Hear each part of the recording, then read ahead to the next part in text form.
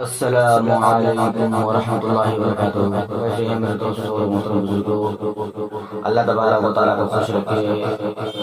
दोस्तों, मैं आज बयान करूँगा, मेरी जो गुफ्तगू है उन लोगों के बारे में जो हमारे बड़े बड़े अकाबिर को, बड़े बड़े रहनुमा को, नबी सदी के सहाबा को जो गालियाँ देते हैं या उसकी ज़िंदगी के बारे में गलत टिप्पणियाँ करते हैं, तो उनके बारे में इस्लाम क्या कहता है, शरीयत जो है उसके बारे में क्या पाबंद किया गया है। दोस्तों, तो वीडियो को स्टार्ट करते हैं, वीडियो को शुरू करते हैं। नहमदुहू व नसल्ली अला रसूलिल करीम, अम्मा बाद, फ़क़द क़ाल नबी सल्लल्लाहु अलैहि वसल्लम, ला तसुब्बू अस्हाबी। हमारे प्यारे नबी सल्लल्लाहु अलैहि वसल्लम की छोटी सी हदीस है, बिल्कुल छोटी सी हदीस है, ला तसुब्बू अस्हाबी। ला तसुब्बू अस्हाबी का मतलब क्या है, इसका मकसद क्या है, उसकी वजह रस्मियाँ क्या है, इसकी तफसीर क्या है, इन तमाम चीज़ों को मैं आपके सामने शेयर करूँगा। बस वीडियो में आखिर तक हमारे साथ बने रहिए। और चैनल अगर आप हमारे चैनल में नए हैं तो चैनल को सब्सक्राइब करके बेल आइकन घंटी को दबा दें ताकि वीडियो की नोटिफिकेशन आपको मिलती रहे। और वीडियो अच्छे को वीडियो लाइक भी करें, चैनल को दूसरे तक शेयर भी करें। तो दोस्तों, अल्लाह के नबी सल्लल्लाहु अलैहि वसल्लम ने फरमाया कि ला तसुब्बू अस्हाबी, कि सहाबा जो है इनको गालियाँ मत दो, सहाबा को गाली देना या बुरा भला करना मना है। ला तसुब्बू, उसको गालियाँ नहीं दे सकते। अच्छा, मान लीजिए गाली नहीं दे सकते, उसकी ज़िंदगी के बारे में कहीं उसकी ज़िंदगी के बारे में बुरा भला नहीं कर सकते, तो हम कैसे उन लोगों तक पहुँच सकते हैं जो हमारे बड़े बड़े अकाबिर को गालियाँ देते हैं या उसके बारे में गलत टिप्पणियाँ देते हैं। तो आज सोशल इंटरनेट का ज़माना है, तो बात तो इंटरनेट की तरह से मालूम हो ही जाती है। तो दोस्तों, बार बार मैं कहा करता हूँ कि चोर उसी घर में चोरियां करता है जिस घर में पैसा वगैरह हो, जिस घर में कुछ हो।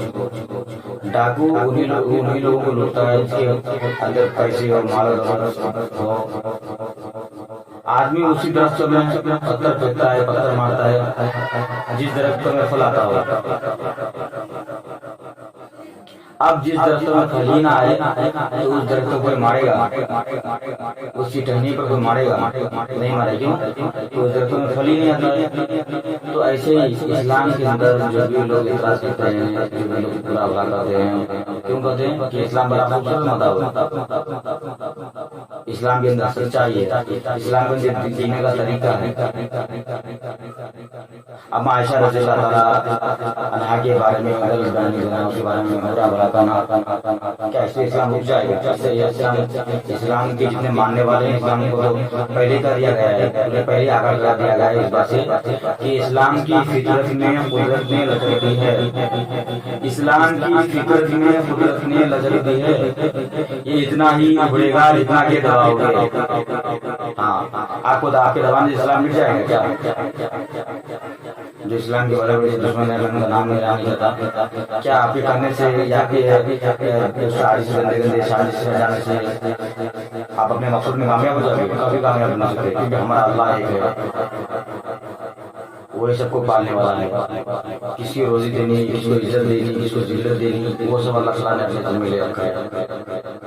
तो क्या तुम्हारा और जो लोग इस्लाम के बारे में बुरा करते हैं, क्या आपको बुरा करने से इस्लाम मिट जाएगा? क्या ऐसा आपको बुरा करने से इस्लाम क्या खत्म हो जाएगा? इस्लाम तो और फैलता जाएगा। पहले कहा गया है कि इस्लाम की फितरत में कुदरत ने नजर दी है, ये इतना ही उड़ेगा जितना के दबाओगे। तो दोस्तों, घबराने वाली बात नहीं है। हाँ, लेकिन क्या आपको गाली देने से क्या इस्लाम में कुछ कमियां आ जाएगी? क्या इस्लाम खत्म हो जाएगा? दोस्तों, मैं सबसे यही रिक्वेस्ट करता हूँ कि किसी को गालियाँ ना दे, हर धर्म का, हर धर्म को इज्जत दे, हर धर्म की वैल्यू करे, किसी को बुरा भला ना करे। मैं बहुत सारे वीडियो बनाए, बाकी बहुत सारे कमेंट किया है, किसी ने अच्छे कमेंट किए, किसी ने बुरे कमेंट किए। मैं एक भी वीडियो आपको उठा के दीजिए जिसमें मैं किसी के बारे में खिलाफ बोला, क्योंकि हमें खिलाफ बोलना किसी के बारे में या किसी के बारे में गलत बयान देना हमें सब सिखाया नहीं जाता। हमें क्या सिखाया जाता है कि हर धर्म की इज्जत की जाए, हमें ये सिखाया जाता है कि हर इंसान को इज्जत दी जाए, हमें ये सिखाया जाता है कि इज्जत कैसे करनी चाहिए और इज्जत किसी करनी चाहिए, ये तरीका, ये उसूल, ये आदाब हमें सिखाया जाता है।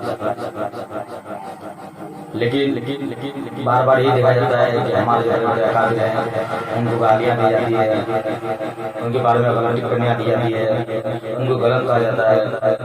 तो दोस्तों ये कहाँ तक चलेगा, आगे कहीं ना कहीं चलेगा, बांध जो है वो खुल चुका है, इतना कब तक सफर करेगा। तो दोस्तों मैं अगर मैं किसी गाली ना दे, किसी की जिंदगी के बारे में गलत ना करें। हर इंसान दुनिया में आता है किसी मकसद को लेकर के, लेकिन मकसद को वही पहचानता है, मकसद अपने मकसद को वही जानता है जो अपने आप को पहले पहचानता है।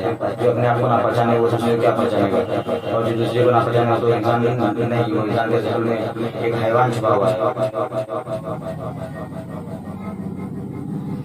तो दोस्तों मैं यह कहना चाहता हूँ आपसे, देखिए एक बात हम लोग ध्यान में रख लीजिए, हर इंसान को मरना है, ये हम तमाम सभी जानते हैं।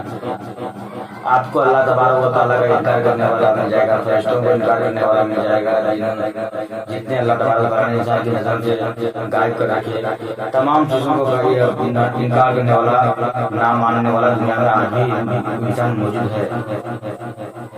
मगर आपको कोई भी इंसान ऐसा नहीं मिलेगा जो अल्लाह तबारक व तआला ने जो उसूल बनाया कि आपको इतने टाइम में आपको रूह कब्ज की जाएगी, आपकी मौत वाक़ई हो जाएगी, आप इंतकाल कर जाओगे, आपकी परवाज़ कर जाएगी। इसके बारे में जब इंसान मरता है, इस यानी मौत से कोई बच नहीं सकता, इसके बारे में कोई आपको मिलेगा ही नहीं दुनिया में। दुनिया में आप चक्कर लगा लीजिए, कोई भी एक भी इंसान नहीं मिलेगा। हालांकि कुरान शरीफ में आया भी है, तर्जुमा है कि अगर तुम चाहो